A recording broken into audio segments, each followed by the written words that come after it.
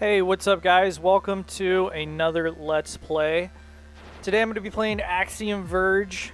As you can see here, I have already beaten this game, but I wanted to play through a little bit of it to show you guys what it looks like. I really like this game. I thought it was pretty well done. It's what I would call like a Metroid-inspired type game. So if you played Metroid, you know what I'm talking about. It's not really like an out-and-out rip-off. I mean, it kind of does its own thing in some places, but I mean, as far as like exploring a map and having to use different things you find to backtrack to get to other areas, that's kind of the idea here. Now there's this story here we're seeing play out, and to be honest with you, I didn't really pay that close of attention to it. It's not like it's not necessary for you to really pay attention to the characters and stuff. I mean, basically it's a scientist, and he like breaks through to a different dimension and then has to fight a bunch of robots. At least that's what I remember from it. But you know, kudos to the developer, who's actually one guy. One guy made this entire game, which in itself is pretty incredible. The guy's name was Tom Happ. And I mean, he did everything from the graphics to the music to the level design, and that is really impressive. So, if I could recommend, one thing, it's to go buy this game, to support indie developers like this guy Tom, because I think he spent like a few years making this game, and he definitely deserves to be rewarded for his work. It's a really good game. It came out in March of this year, and you can get it on several different platforms. You can get it on, right now I'm playing it on my PlayStation 4, but you can also pick it up on the PlayStation Vita and on Steam if you want to, on Windows and Mac OSX and Linux. But yeah, it's a good game. I definitely recommend it. As you can see here, I'm just kind of moving through the level from the left, from the save points, to get my first item, which is the Axiom Disruptor.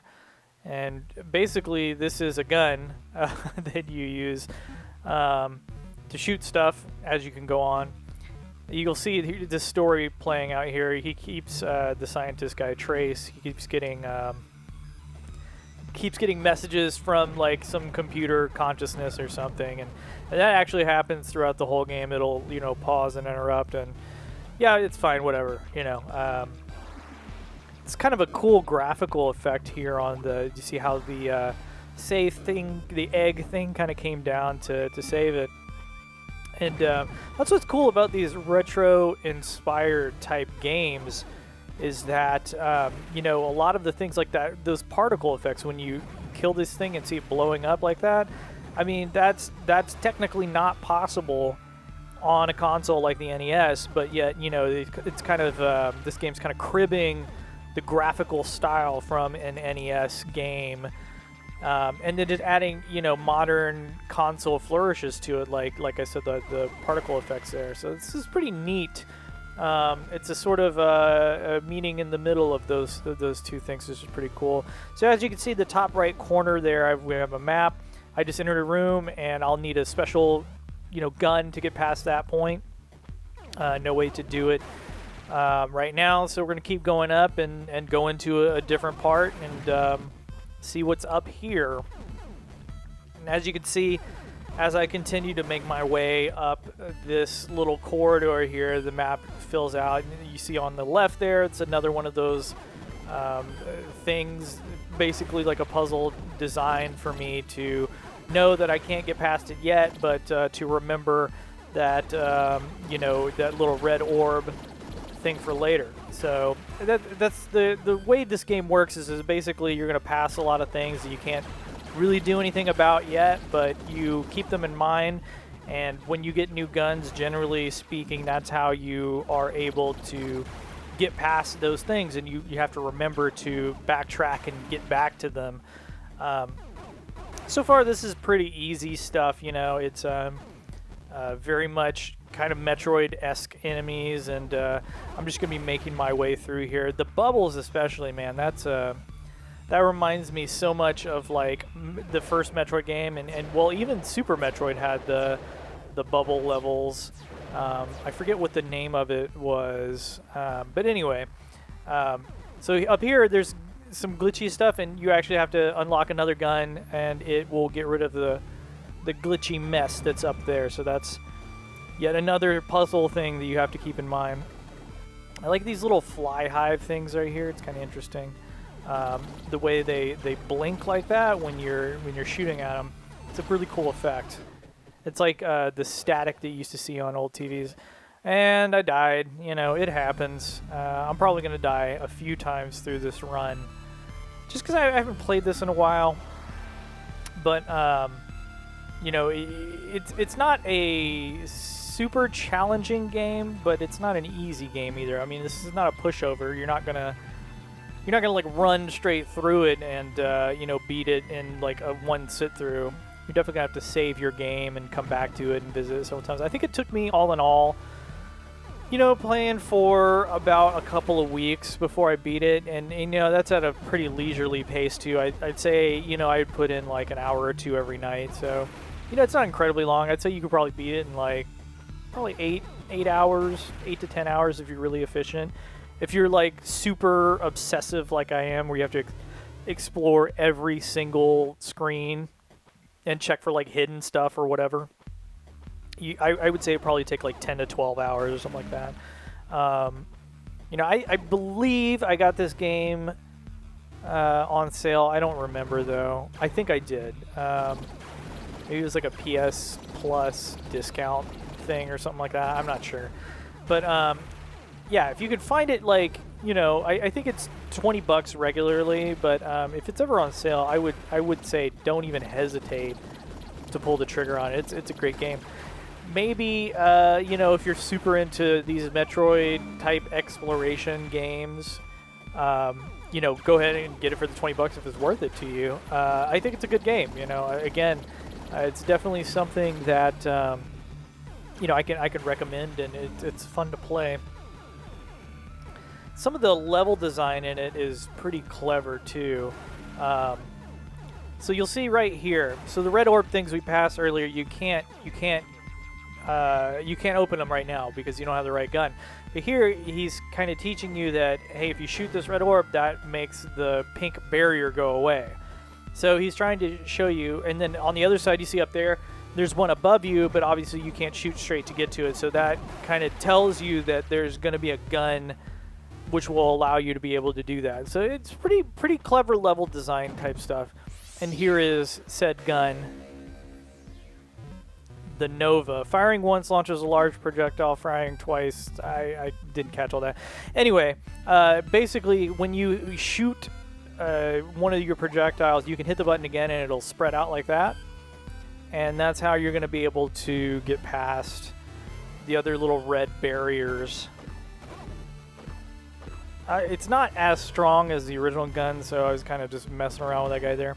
But here, so let's see that? You hit the button twice, and it opens the barrier for you. So now what we're going to do is we're going to backtrack to those other areas so that we can open some of those other barriers and see what's on the other side. That is, if I can get past all this stuff again and not die. The thing about this game too is the more toys you get, the more guns you unlock and stuff, the game does get, I'd say, somewhat easier. It's not like super challenging or anything. It's more or less just about memorization and being like, oh yeah, that's that one area that I can go back to and I can open that thing and that'll probably get me something. And there's a lot of, you know, hidden life boost and stuff like that that's in the walls, and there's some journals that are spread out that you can collect too that kind of, you know, inform some more of the backstory stuff. I just died again. But you can collect journals that inform some of the backstory. If you're like super into the story, you can find out more about, you know, how Trace got there and what the world is that he's in and yada yada yada. So let's try this again. I mean, this actually, me dying is actually not a bad thing because it kind of puts me closer to where I need to be. This gun takes a while to get used to too because of the timing that you need. to set it off so you have the maximum impact, but whatever. We're gonna go up here to the top and use the new gun we have, the Nova, to open the barrier and get to the other side, see what's up there. So here we go. Yep, pretty cool. And more of those fly high things. They're like Metroid, there's different worlds you can visit, so this is kind of like the first, you know, little world you go to, and I believe, if I remember correctly, it serves as like a hub for the other worlds that you're gonna head off into. Jesus, these fly things are not messing around. All right, see if I can't kind of very slowly take out some of these guys here, so that no one really wants to kill me. So maybe one of them will drop some energy. There we go. That's what I really need, right? Okay, so that's what I really need right now, is energy and life to make it to the other side. We'll see. I should probably switch back to the gun, but I think I'm going to stick with this one just to see if I can't get a little more efficient. Nah, screw it. I'm going to go with this one. Second guessing myself there. But anyway, yeah, this gun is much more quick to shoot for one, because I think that the Nova you can only shoot like once at a time. But it's just more efficient. So you'll see we'll head up here, and there appears to be nothing, right? But let's use the Nova, take out some of these bubbles, and oh my God, here we go. There we go. So there's a little hidden size node, permanently increases projectile distance. So that's good. That's nice. You know, I can shoot like further across the screen. That's good. So let's head back the other way. Obviously, nothing to see up here. These blocks, you'll need a little drill gun thing to get past, and we can't do that right now. So let's go back to that other spot we remember down here to the right. There we go. And so this is one of the first rooms we went into and figured out we couldn't go. And there we go. Let's see what's on the other side. More of these things. Okay. Oh God, I remember these things. So these little, there's little little enemies hidden in the wall, and they scream anytime you jump past them when they fly across horizontally. And let me show you what I'm talking about here. Ah, there you go. I mean, I guess I didn't have to do it that way, but any case, you'll see those things throughout the entire game, and not my favorite enemy. So here's a little save point. Let's go ahead and, like Metroid, when you save, it's going to refill your life, so that's nice. And so now we got a new little spot we can work from, instead of having to go all the way back to the other one. Let's see what's up here to the right.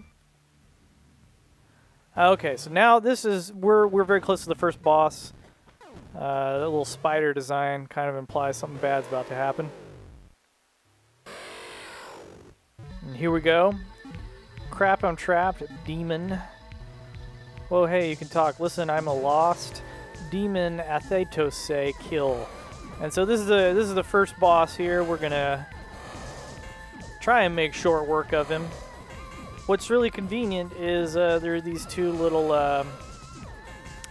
platforms here I can sort of hide under, Space Invader style, while he's shooting projectiles down at me and hit him, which is nice. But to be more efficient, I'm probably going to have to work out of get out of my comfort zone a little bit. Again, I really like that effect when you hit a boss enemy like that, or even some of the regular enemies, how it turns to like static on like a TV. It's pretty cool design. Good job, Tom Hat. So we're gonna go ahead and keep working at this guy. Okay, so now he's shooting like bombs down. I'm starting to get sloppy here. Yeah, he's shooting down bombs, and you can, they're pretty easy to avoid, but you can still get hit by them if you're just not paying attention. if you're worried about hitting him more often than him hitting you, he'll definitely kill you. So now I'm under half energy, so I need to start being a little more conservative and start, you know, there we go. So now he's dead, and check that out. That's a pretty cool effect. Pretty cool, and he leaves behind a bunch of energy. We're going to run into the next room, and I believe this is the drill arm here. Let me see. Yep, laser drill, high-powered drill capable of cutting through rock. So you use the right trigger, and you can just drill your way through these little blocks, which you will do quite a bit through this game. A lot.